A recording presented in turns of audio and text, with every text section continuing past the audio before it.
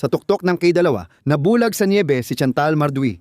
Naging puti ang paligid at muntik siyang mahulog sa mapanganib na bangin. Sa ibaba niya, umaakyat sina Ed Vestures at Scott Fisher, dalawang Amerikanong malalakas, nakatutok, at malapit nang maabot ang pangarap nilang marating ang tuktok.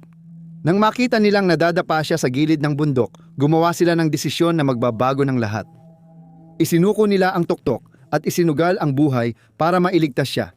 Inakay siyang pababa sa gitna ng nagyayelong hangin. Lumipas ang mga oras.